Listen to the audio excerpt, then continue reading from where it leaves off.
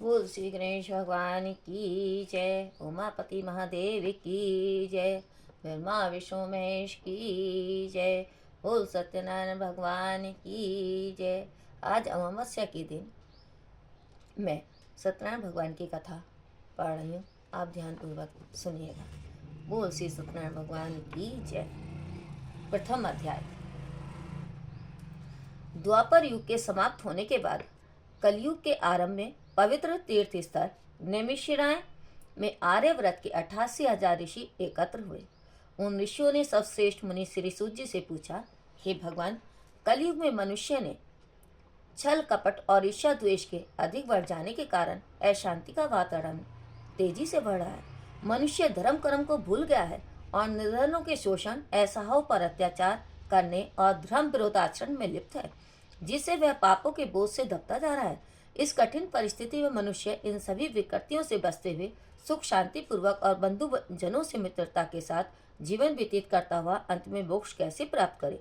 हे भगवान, आप मनुष्य के कल्याण के लिए ऐसा कोई उपाय बताइए जिससे मनुष्य को पुण्य मिले तथा उसके जीवन की सभी मनोकामनाएं पूरी हो सके। सब शास्त्रों के सर्वश्रेष्ठ विद्वान श्री सूत जी ने कहा, हे ऋषियों, आपने जगत के कल्याण के लिए बहुत अच्छा प्रश्न किया है। अब मैं उस मंगलकारी व्रत को कहूँगा जिसके प्रभाव से सृष्टि के सभी प्राणी जीवन में सुख संपत्ति वैभव और समृद्धि पाते हैं, उनकी सारी मनोकामनाएं पूर्ण होती हैं। इस व्रत के विषय में एक बार देव ऋषि नारद जी ने भी भगवान लक्ष्मी नारायण से पूछा था। तब शेषशाही श्री विष्णु भगवान ने नारद जी से जो कथा कही थी उसी कथा को मैं कहता हूँ, आप ध्यानपूर्वक सुनो। एक बार देव ऋषि नारद जी मानव के कल्याण की इच्छा से विभिन्न लोकों में घूमते हुए पृथ्वी लोक में पहुंचे। उन्होंने पृथ्वी लोक में घूमते हुए देखा कि कोई पुरुष बोझा ढो रहा है, कोई पैर कट जाने के कारण रास्ते में पड़ा हुआ है, कोई भीख मांग रहा है, किसी गरीब को अमीर सेठ कोड़े से मार रहा है, कोई नेत्रहीन होकर ठोकर खाते हुए गिरता पड़ता जा रहा है। लोगों को अपने अपने कर्मों के अनुसार दुखों से पीड़ित देखकर वे बहुत व्यथित हो गए और सोचने लगे कि इन प्राणियों के दुख किस प्रकार दूर होंगे। बहुत सोचने के बाद भी जब उन्हें मानव जाति के कष्टों को दूर करने का कोई उपाय न सूझा तो उन्हें त्रिलोकी नाथ श्री विष्णु भगवान का ध्यान आया। तब देव ऋषि नारद जी आकाश मार्ग से क्षीर सागर में शेषनाग की सैया की ओर चल दिए। उस समय श्री विष्णु भगवान किसी गहरी चिंता में मगन थे। देव ऋषि की वाणी के मधुर संगीत को सुनकर वह अपनी चिंता भूलकर पास ही बैठी हुई श्री लक्ष्मी जी से बोले, हे प्रिय, बीणा की इस संगीत लहरी से मुझे नारद जी के आने का आभास हो रहा है। तब अभी लक्ष्मी जी कुछ बोल पाती कि नारद जी के आकाश मार्ग से उनके सामने उपस्थित हुए। नारद जी को अचानक आया हुआ देखकर श्री विष्णु भगवान ने मुस्कुराते हुए उनका स्वागत किया और उनके आने का कारण पूछा। नारद जी ने श्वेत वर्ण और शंख चक्र गदा व पद्म से सुसज्जित 4 भुजाओं वाले श्री विष्णु भगवान की ओर देखते हुए शांत स्वर में कहा, हे प्रभु, आप सर्वशक्तिमान हैं और सृष्टि के पालन करते हैं। मनुष्य का मन और वाणी भी आपके गुणों का वर्णन नहीं कर सकते। आप सर्वश्रेष्ठ और सर्वोपरि हैं। आपका न कोई आदि न मध्य और न ही अंत है। आप सृष्टि के कण कण में विद्यमान हैं और अपने भक्तों के मनोरथ पूरे करने वाले हैं। मैं आपको नमस्कार करता हूँ। देव श्री नारद जी की बातें सुनकर श्री विष्णु भगवान मुस्कुराते हुए बोले, हे मुनिश्रेष्ठ, कृपया अपने आने का कारण निसंकोच होकर बताइए।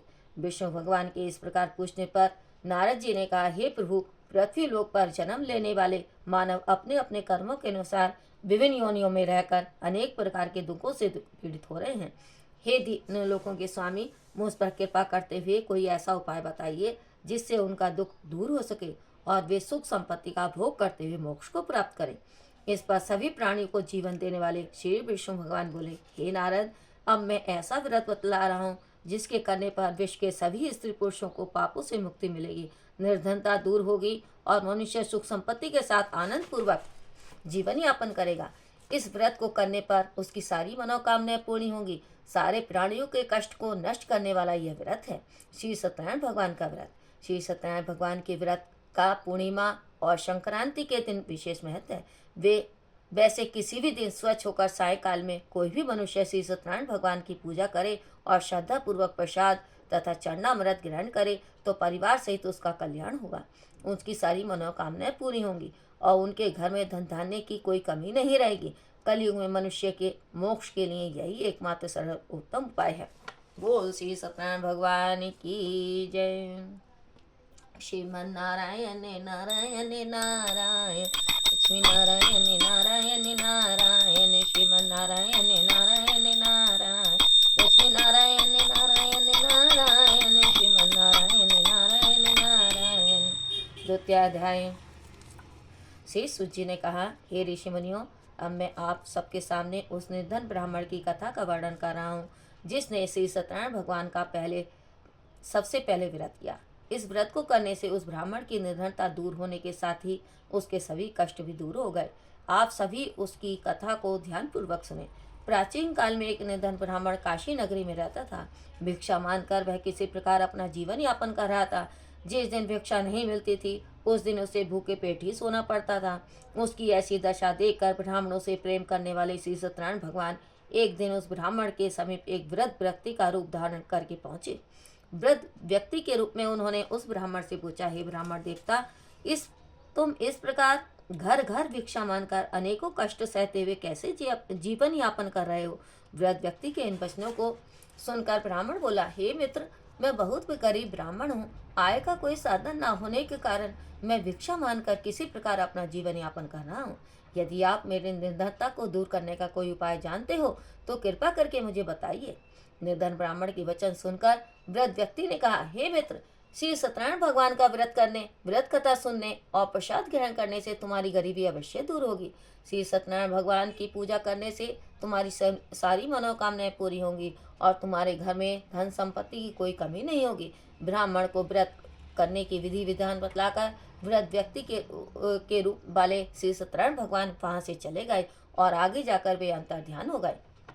निर्धन ब्राह्मण ने वृद्ध व्यक्ति द्वारा बताए गए व्रत को करने का निश्चय किया। उस रात वह सो नहीं सका। वह व्रत के विषय में ही सोचता रहा और पूरी रात श्री सत्यनारायण भगवान का स्मरण करता रहा।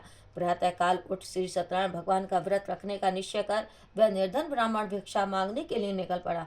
उस दिन ब्राह्मण को भिक्षा में बहुत धन मिला। घर लौटकर उसने अपने आसपास के लोगों के साथ श्री सत्यनारायण भगवान की पूजा की और उन्हें व्रत कथा सुनाई। फिर सभी को प्रसाद देकर स्वयं भी प्रसाद ग्रहण किया। कुछ ही दिनों में उस ब्राह्मण की गरीबी दूर हो गई। उसके घर में धन धान्य की वर्षा होने लगी। धनी हो जाने पर लोग उसका सम्मान करने लगे। श्री सत्यनारायण भगवान की कृपा से निर्धनता दूर हो जाने पर ब्राह्मण हर माह श्री सत्यनारायण भगवान का व्रत करने लगा। हे श्रेष्ठ मुनियों, श्री सत्यनारायण भगवान का व्रत और पूजा करने से उस निर्धन ब्राह्मण के सभी कष्ट दूर हो गए। उस ब्राह्मण से श्री सत्यनारायण भगवान की व्रत कथा सुनकर अन्य व्यक्ति भी उनका व्रत करते हुए पूजा करने लगे। अब मैं आपको उन व्यक्तियों की भी कथा सुनाता हूँ जिनके कष्ट यह व्रत करने से दूर हुए हैं। धन संपदा से संपन्न उस ब्राह्मण ने हर माह नियमित रूप से व्रत करते हुए जब अगले माह से सत्यनारायण भगवान का व्रत किया तो उस व्रत में बहुत से बंधु बांधव और मित्र सम्मिलित हुए। उसी समय जंगल से लकड़ियां काटकर लाता हुआ एक व्रत लकड़हारा वहां से गुजरा। बहुत तेज प्यास लगने की वजह से उस व्रत लकड़हारे ने जल पीने की इच्छा से लकड़ियों के गट्ठर को जमीन पर रखा और घर के आंगन में पहुंचकर उस ब्राह्मण से पूछा, हे ब्राह्मण देवता, आप किसका पूजन कर रहे हैं? इस व्रत को करने से क्या लाभ होता है? कृपा करके मुझे बताइए। व्रत लकड़हारे ने प्रश्न को सुनकर उस ब्राह्मण से कहा, मैं अपने बंधु बांधवों के साथ और परिचितों के साथ श्री सत्यनारायण भगवान का व्रत व पूजन कर रहा हूँ। यह व्रत करने से श्री सत्यनारायण भगवान की कृपा से निर्धनता दूर होती है और संसार के सारे दुखों से मुक्ति मिल जाती है। श्री सत्यनारायण भगवान की कृपा से ही मेरी निर्धनता दूर हुई है और मेरे घर में धन धान्य के भंडार भरे हैं। ब्राह्मण से श्री सत्यनारायण भगवान के व्रत के विषय में जानकर व्रत लकड़हारा बहुत प्रसन्न हुआ और भगवान का प्रसाद लेकर चला गया। उसने भी श्री सत्यनारायण भगवान का व्रत करने का निश्चय किया। चलते हुए लकड़हारे ने सोचा कि आज इन लकड़ियों को बेचने पर जो भी धन मिलेगा उस धन से मैं श्री सत्यनारायण भगवान की पूजा करूंगा। ऐसा विचार करने के कारण उस दिन लकड़हारे को लकड़ियों के पहले से अधिक रुपए मिले। उस वृद्ध लकड़हारे ने उन रुपयों से केले की फली, घी, दूध, दही, गेहूं का आटा और शक्कर इत्यादि सामग्री खरीदी। घर लौटकर लकड़हारे ने श्री सत्यनारायण भगवान का व्रत व पूजन किया। उस पूजा में उसके परिवार के सदस्य व आसपास के लोग भी सम्मिलित हुए। श्री सत्यनारायण भगवान की पूजा करने और व्रत कथा सुनने के उपरांत उस लकड़हारे ने प्रसाद बांटकर स्वयं भी प्रसाद ग्रहण किया। श्री सत्यनारायण भगवान की कृपा से लकड़हारे के घर में धन धान्य की वर्षा होने लगी। उसकी निर्धनता समाप्त हो गई। श्री सत्यनारायण भगवान की पूजा करते हुए लकड़हारा आनंद पूर्वक जीवन व्यतीत करता हुआ अंत में मोक्ष पाकर वैकुंठ धाम को चला गया। बोल सत्यनारायण भगवान की जय। श्रीमन नारायण नारायण नारायण लक्ष्मी नारायण नारायण नारायण हरि नारायण नारायण नारायण विष्णु नारायण नारायण नारायण। तीसरा अध्याय। श्री सूत जी ने कहा, हे श्रेष्ठ ऋषि मुनियों, अब मैं आगे ही कथा सुनाता हूँ। प्राचीन काल में कनकपुर में उल्कामुख नाम का एक बुद्धिमान राजा था। राजा सत्यवादी वादी और जितेंद्र था। उसे किसी भी प्रकार का लोभ लालच नहीं था। वह प्रतिदिन मंदिर जाकर श्री सत्यनारायण भगवान की पूजा करता था और निर्धनों को अन्न वस्त्र और धन देकर उनके कष्ट दूर करता था। उस राजा की पत्नी सुभद्रा बहुत सुशीला और सती साध्वी थी। वे दोनों हर माह श्री सत्यनारायण भगवान का व्रत करते थे। श्री सत्यनारायण भगवान की कृपा से उनके महल में धन संपदा के भंडार भरे रहते थे। उनकी सारी प्रजा आनंद पूर्वक जीवन यापन कर रही थी। एक बार राजा उल्कामुख अपनी रानी और बहुत से अन्य लोगों के साथ भद्रशिला नदी के किनारे श्री सत्यनारायण भगवान की पूजा कर रहे थे। तभी नदी के तट पर एक बड़ी नौका आकर रुकी। उस नौका में एक धनी व्यापारी यात्रा कर रहा था। वह व्यापारी काफी धन कमाकर अपने नगर को लौट रहा था। उसका सारा धन उस नौका में रखा हुआ था। नौका से उतरकर वह व्यापारी राजा उल्कामुख के समीप पहुंचा। राजा को पूजा करते हुए देखकर उसने पूछा, हे राजन, आप इन सब लोगों के साथ किसकी पूजा कर रहे हैं? इस पूजा को करने से पर मनुष्य को क्या फल मिलता है? राजा ने उस व्यापारी से कहा, मैं अपनी प्रजा के साथ श्री सत्यनारायण भगवान की पूजा कर रहा हूँ। मैं हर पूर्णिमा को श्री सत्यनारायण भगवान का व्रत करता हूँ और फिर पूजा अर्चना कर भगवान का प्रसाद लोगों में बांटकर स्वयं भी ग्रहण करता हूँ। श्री सत्यनारायण भगवान का व्रत करने से मेरे राज्य की सारी प्रजा सुखपूर्वक रहती है। राजा के कथन को सुनकर व्यापारी ने कहा, हे राजन, मैं भी श्री सत्यनारायण भगवान का व्रत करना चाहता हूँ। कृपया मुझे यह व्रत करने की विधि बतलाइए। राजा ने व्यापारी को श्री सत्यनारायण भगवान की व्रत की पूरी विधि बतलाई। फिर राजा ने व्रत कथा सुनकर अन्य लोगों के साथ व्यापारी को भी प्रसाद दिया और स्वयं भी ग्रहण किया। उस व्यापारी ने श्री सत्यनारायण भगवान का स्मरण करते हुए प्रसाद ग्रहण किया और आगे की यात्रा प्रारंभ कर दी। वह विभिन्न नगरों में व्यापार करता हुआ बहुत सा धन कमाकर अपने नगर को लौटा। व्यापारी ने अपने घर पहुंचकर अपनी पत्नी लीलावती से कहा कि हमारे कोई संतान नहीं है। कनकपुर के राजा उल्कामुख ने मुझे बताया है कि श्री सत्यनारायण भगवान का व्रत करने और उनकी कथा सुनने से सारी इच्छाएं पूरी होती हैं। और यदि श्री सत्यनारायण भगवान की अनुकंपा से हमारी कोई संतान हुई तो मैं भी श्री सत्यनारायण भगवान का व्रत अवश्य करूंगा। व्यापारी के इस प्रकार का निश्चय करने पर कुछ समय बाद लीलावती गर्भवती हुई और 10वें महीने में उसने एक सुंदर कन्या को जन्म दिया। व्यापारी ने पुत्री के जन्म पर बहुत खुशियां मनाई, लेकिन सत्यनारायण भगवान का व्रत नहीं किया। जब लीलावती ने अपने पति को श्री सत्यनारायण भगवान का व्रत करने का वचन की याद दिलाई तो वह बोला, इतनी भी क्या जल्दी है, मैं इधर व्यापार में बहुत व्यस्त हूँ, अभी मेरे पास समय नहीं है। जब हमारी बेटी बड़ी हो जाएगी तब मैं इसका विवाह करूंगा, तब मैं श्री सत्यनारायण भगवान का व्रत अवश्य करूंगा। अपने पति की बात सुनकर लीलावती चुप रह गई। व्यापारी की पुत्री कलावती इस प्रकार बड़ी होने लगी जैसे शुक्ल पक्ष चंद्रमा तेजी से बढ़ता है। शीघ्र ही 16 वर्ष बीत गए। एक दिन व्यापार में काफी धन कमाकर लौटे व्यापारी ने अपनी बेटी को सहेलियों के साथ उपवन में घूमते हुए देखा तो उसे उसके विवाह की चिंता होने लगी। अपनी पत्नी लीलावती से इस संबंध में बात कर व्यापारी ने कलावती के लिए एक सुयोग्य वर ढूंढने के लिए अपने सेवकों को भेजा। व्यापारी के सेवक कंचनपुर नगर में पहुंचे। वहां उन्होंने एक वणिक पुत्र को देखा। वह वणिक पुत्र अत्यंत सुंदर और गुणवान था। सेवकों ने वापस लौटकर व्यापारी को उस वणिक के पुत्र के विषय में बताया। वह व्यापारी उस सुंदर लड़के को देखकर बहुत प्रसन्न हुआ और उसके साथ कलावती का विवाह बड़ी धूमधाम से कर दिया। दहेज में उसने वणिक पुत्र को बहुत सारा धन दिया। कलावती का विवाह भी हो गया, लेकिन व्यापारी ने श्री सत्यनारायण भगवान का व्रत नहीं किया। लीलावती ने अपने पति को याद भी दिलवाया कि आपने अपनी पुत्री का विवाह पर श्री सत्यनारायण भगवान का व्रत करने का निश्चय किया था, अब तो आप व्रत करें। पत्नी की बात सुनकर व्यापारी ने कहा, हे लीलावती, अभी तो मैं दामाद के साथ व्यापार करने जा रहा हूँ। व्यापार से लौटकर श्री सत्यनारायण भगवान का व्रत व पूजन जरूर करूंगा। यह कहकर व्यापारी कई नौकाओं में सामान भरकर अपने दामाद और सेवकों के साथ व्यापार के लिए चला गया।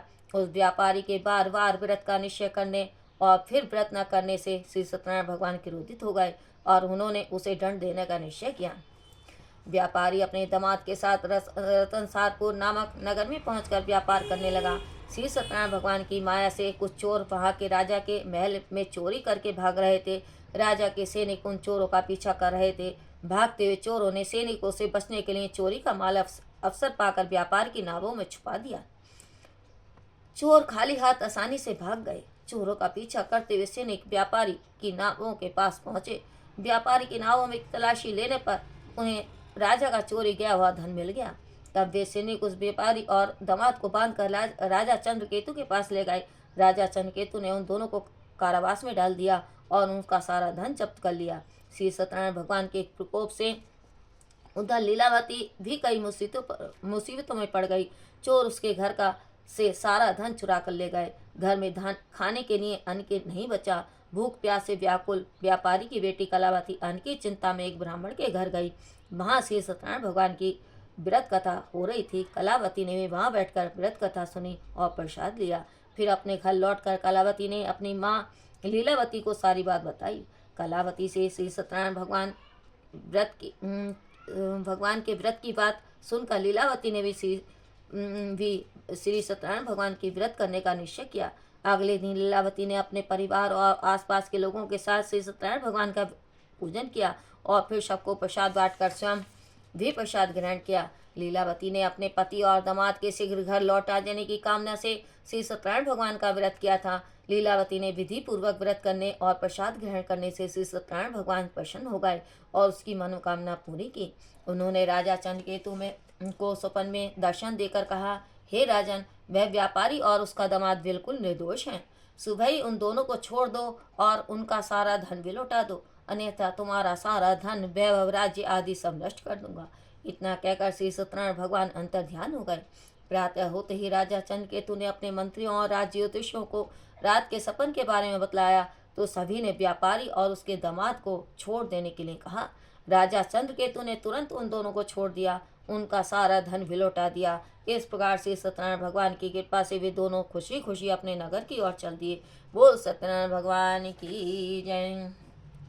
श्रीमन नारायण नारायण नारायण लक्ष्मी नारायण नारायण नारायण। चतुराध्याय।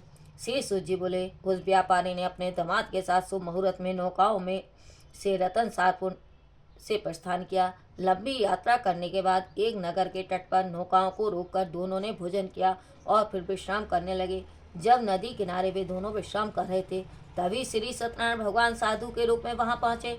उन्होंने व्यापारी के समीप पहुंचकर पूछा, हे बणिक, तेरी नाव में क्या सामान है? मन ही मन यह सोचकर कि दंडी साधु अवश्य ही कुछ मांगने की इच्छा से सामान के विषय में पूछ रहे हैं, व्यापारी ने झूठ बोल दिया। हे दंडी स्वामी, मेरी नौकाओं में तो बेल और पत्र भरे हुए हैं। व्यापारी के झूठे वचन सुनकर श्री सत्यनारायण भगवान ने कहा, हे वैश्य, तुम्हारा वचन सत्य होगा। इतना कहकर दंडी वेशधारी श्री सत्यनारायण भगवान वहां से चले गए। उधर वह व्यापारी दंडी साधु को वहां से खाली हाथ लौटाकर बहुत खुश हुआ, लेकिन अगले ही पल उसकी सारी खुशियां समाप्त हो गई। व्यापारी ने जब अपनी नौकाओं में बेल और पत्ते भरे हुए देखे तो वह विलाप करने लगा। रोते रोते व्यापारी मूर्छित होकर गिर पड़ा। कुछ देर बाद जब उसकी मूर्छा दूर हुई तो वह पुनः विलाप करने लगा। तब उसके दामाद ने कहा, आप दुखी मत होइए, यह सब उस दंडी साधु के श्राप की वजह से हुआ है, अतः हमें उनकी शरण में जाना चाहिए। वही साधु हमें इस विपत्ति से छुटकारा दिलाएंगे। दामाद के वचन सुनकर वह व्यापारी दंडी साधु को खोजने चल दिया। थोड़ी देर ढूंढने के बाद उन्हें एक वृक्ष के नीचे दंडी साधु के रूप में श्री सत्यनारायण भगवान फिर मिल गए। व्यापारी ने दंडी साधु के चरणों में गिरकर झूठ बोलने के लिए क्षमा मांगी। दंडी रूपधारी श्री सत्यनारायण भगवान ने कहा, हे बड़े, तेरे बार बार झूठ बोलने की वजह से ही मैंने तुझे इतना दंड दिया है। तूने बार बार श्री सत्यनारायण भगवान अर्थात मेरी पूजा करने का प्रण किया, लेकिन कभी पूजा नहीं की। तब व्यापारी ने हाथ जोड़कर कहा, हे भगवान, आप तो दीन दुखियों के कष्ट को दूर करने वाले हैं, सबकी मनोकामनाएं पूरी करते हैं। मेरी इस गलती को क्षमा करो।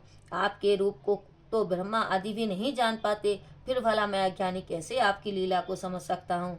अब मैं सदैव श्री सत्यनारायण भगवान का व्रत व पूजन किया करूँगा। आप मुझ पर कृपा करें। व्यापारी की क्षमा याचना सुनकर दंडी साधु रूपी भगवान ने उसे क्षमा कर दिया।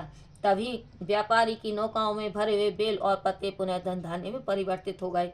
व्यापारी ने अपने दामाद और सेवकों के साथ अगले दिन श्री सत्यनारायण भगवान का व्रत व पूजन किया। सबको प्रसाद बांटकर स्वयं भी प्रसाद ग्रहण किया। फिर व्यापारी ने अपने नगर की ओर प्रस्थान किया। अपने नगर में पहुंचकर व्यापारी ने एक सेवक को अपने घर भेजा। सेवक ने उनके घर पहुंचकर लीलावती और व्यापारी के पूछने की सूचना दी। लीलावती और कलावती दोनों श्री सत्यनारायण भगवान की पूजा कर रही थीं। पति और दामाद के लौट आ जाने का समाचार सुनकर लीलावती ने पूजा पूरी की और करके प्रसाद ग्रहण कर अपनी बेटी कलावती से कहा, हे बेटी, मैं नदी के किनारे अपने पति के दर्शन को जा रही हूँ, तू भी घर का काम पूरा करके आ जाना। यह कहकर लीलावती नदी की ओर चली गई।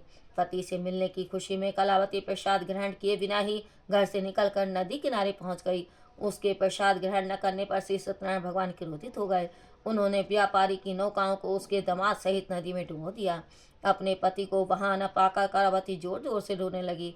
तब व्यापारी ने कहा, हे पुत्री, अवश्य ही तुझसे कोई भूल हुई है जिससे श्री सत्यनारायण भगवान ने तुझे यह दंड दिया है। तब व्यापारी ने श्री सत्यनारायण भगवान से प्रार्थना की कि हे भगवान, मेरे परिवार के किसी सदस्य से कोई भूल हुई हो तो उसे आप क्षमा कर देना। उसी समय आकाश बादलों के गरजने की आवाज के साथ आकाशवाणी हुई, हे बणिक, तेरी पुत्री मेरा प्रसाद ग्रहण किए बिना ही चली आई है। उसकी इस भूल के कारण ही तुम्हारी नावों के साथ साथ तुम्हारा दामाद भी नदी में डूब गया है। यदि अभी घर पहुंचकर तेरी पुत्री प्रसाद ग्रहण करके वापस आए तो ही उसे पति के दर्शन होंगे और डूबी हुई नौकाएं भी जल के ऊपर आ जाएंगी। कलावती ने ऐसा ही किया। उसके प्रसाद ग्रहण करके वापस लौटते ही नौकाएं जल के ऊपर आ गईं।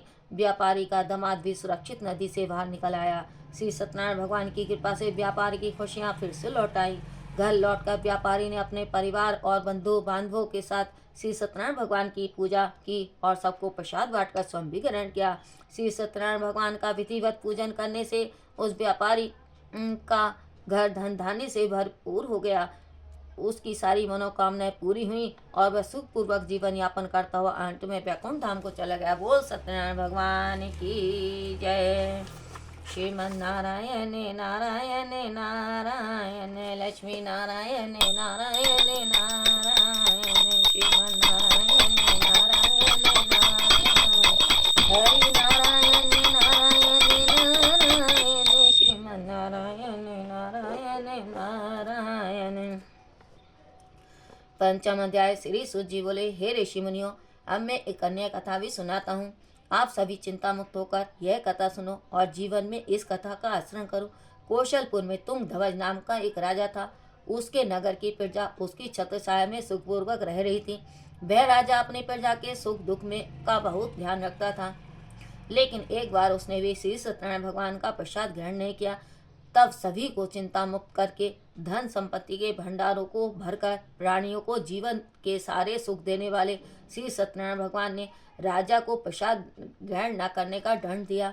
एक दिन राजा तुंगध्वज जंगल में हिंसक जानवरों का शिकार करने के लिए गया था। शिकार के पीछे तेजी से घोड़ा दौड़ाते दौड़ाते वह अपने सैनिकों से अलग हो गया। राजा ने कई हिंसक जानवरों का शिकार किया। शिकार की दौड़ धूप में वह इतना अधिक थक गया था कि कुछ देर विश्राम करने के लिए वह एक बड़े पेड़ के नीचे जाकर बैठ गया। समीप ही कुछ ग्वाले श्री सत्यनारायण भगवान का पूजन कर रहे थे। राजा तुंगध्वज उनके पास से गुजरा, लेकिन उसने श्री सत्यनारायण भगवान को नमस्कार नहीं किया और जाकर वृक्ष के नीचे बैठ गया।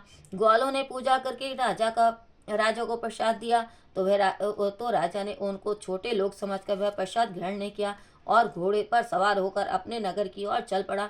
नगर में पहुंचकर राजा को अनेकों प्रकार के अपशुगन दिखाई देने लगे। महल के पास पहुंचते ही राजा बुरी तरह चौंक गया। महल में आग लग गई थी। जल्द ही पूरा महल जलकर राख हो गया और साथ ही उसकी पत्नी, पुत्र पुत्री आदि भी जल गए। राजकोष भी जलकर नष्ट हो गया। श्री सत्यनारायण भगवान के प्रकोप से राजा का सब कुछ नष्ट हो गया। तब राज ज्योतिषी ने राजा से कहा, हे महाराज, आपसे अवश्य ही कोई भूल हुई है। अगर आप उस भूल का प्रायश्चित कर लेंगे तो सब कुछ पहले की तरह हो जाएगा। राजा को तुरंत अपनी भूल का ध्यान आया। फिर मंदिर में जाकर राजा ने श्री सत्यनारायण भगवान से क्षमा मांगी और उनकी पूजा की। पूजा के बाद प्रसाद ग्रहण करने पर श्री सत्यनारायण भगवान की कृपा से राजा का महल पहले की तरह से प्रकट हो गया। महल में रानी, पुत्र, पुत्री आदि भी सकुशल मिल गए। फिर राजा दीर्घकाल तक श्री सत्यनारायण भगवान की पूजा करता रहा। उनकी पूजा करने और प्रसाद ग्रहण करने से राजकोष बढ़ता रहा। राजा ने भी प्रजा के सुखों के लिए उस धन का खूब उपयोग किया, लेकिन श्री सत्यनारायण भगवान की अनुकंपा से राजकोष कम नहीं हुआ। जीवन के सभी सुखों को भोग कर अंत में राजा तुंगध्वज वैकुंठ धाम को गए और मोक्ष को प्राप्त किया। इस प्रकार जो भी व्यक्ति श्री सत्यनारायण भगवान का व्रत व पूजन करता है, उसके सारे दुख व चिंताएं दूर हो जाती हैं। उनके घर में धन धान्य के भंडार भरे रहते हैं। पूरा परिवार आनंद पूर्वक रहता है। श्री सत्यनारायण भगवान की कृपा से सारी विपत्तियां दूर हो जाती हैं। निसंतानों को संतान मिलती है और सारी मनोकामनाएं पूरी होती हैं। अंत में मनुष्य मोक्ष प्राप्त कर सीधे वैकुंठ धाम को जाता है। श्री सूत जी ने कुछ क्षण रुककर कहा, हे श्रेष्ठ मुनियों, पूर्व जन्म में जिन लोगों ने श्री सत्यनारायण भगवान का व्रत किया है, उन्हें अगले जन्म में भी सभी तरह के सुख मिले। व्रत सदानंद ब्राह्मण ने पूर्व जन्म में श्री सत्यनारायण भगवान का विधिवत व्रत किया था, तो अगले जन्म में उसने सुदामा के रूप में भगवान की पूजा करते हुए अंत में मोक्ष को प्राप्त किया और वैकुंठ धाम चले गए। उल्कामुख नाम का राजा अगले जन्म में राजा दशरथ के रूप में उत्पन्न हुए और मोक्ष को प्राप्त कर वैकुंठ को गए। व्यापारी ने मोरध्वज के रूप में अगला जन्म लिया और अपने पुत्र को आरे से चीरकर भगवान की अनुकंपा से मोक्ष प्राप्त कर वैकुंठ धाम को गए। राजा तुंगध्वज ने मनु के रूप में अगला जन्म लेकर भगवान की पूजा पाठ करते हुए लोकप्रिय होकर सद्गर्म करते हुए मोक्ष को प्राप्त किया और वैकुंठ धाम को चले गए। हे ऋषि मुनियों, श्री सत्यनारायण भगवान का व्रत और पूजन मनुष्य को सभी चिंताओं से दूर करके धन धान्य के भंडार भरकर अंत में जन्म जन्मांतर के चक्रव्यूह से मुक्ति दिलाकर मोक्ष को प्रदान करता है। बोल सत्यनारायण भगवान की जय।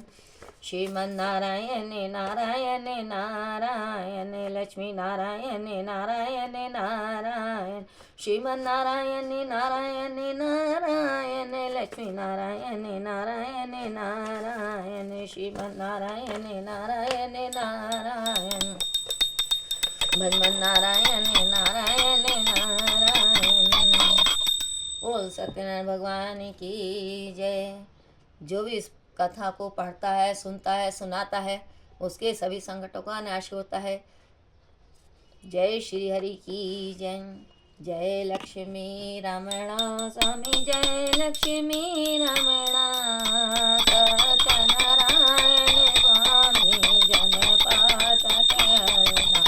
ओम जय लक्ष्मी रमणा, रतन जड़े सिंहासन, देव बेचारी राजे, नारद गर्जन रंजन, नारद गर्जन रंजन, घंटा धन बाजे। ओम जय लक्ष्मी रमणा, प्रकट भये कलि कारण, बुद्धि को दर्शन मोरो ब्राह्मण बलिका, कंचन मैल ओम जय लक्ष्मी रमणा, दुर्धर वीर करार, तिन कर के हाथ रे, जगत मोहि के राजा, तिन के निकट हरि। ओम जय लक्ष्मी रमणा, वैस मनोरथ पावा, करदात जतिनि, शोभन भोजो प्रमुनि, हे स्तुति कीनि। ओम जय लक्ष्मी रमणा, भाव भक्ति के कारण, जिन जिन रोग धरो, शरदा धारण कीनि, उनके काज करो।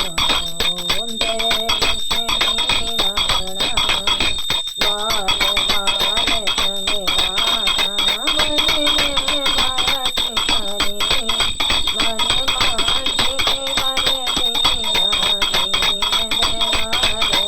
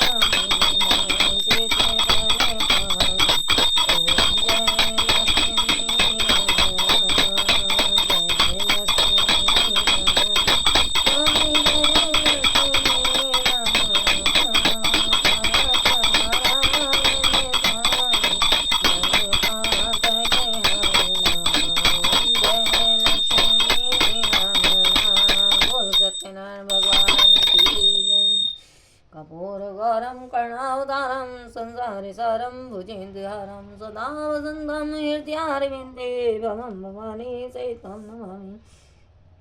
मंदारमाला कुलितालिकाये कपालमाला शशिशेखराय दिगंबराय च दिगंबराय नमः शिवाय च नमः शिवाय। ओम श्री हरि की जय। राधे राधे। बोल सत्यनारायण भगवान की जय। जो भी पूर्णमासी अमावस्या एकादशी के दिन संक्रांति के दिन जो भी सत्यनारायण भगवान की पूजा या पाठ करता है उसके सभी संकटों का नाश होता है। बोल श्री हरि की जय। श्री राधे श्री राधे। बोल सत्यनारायण भगवान की जय।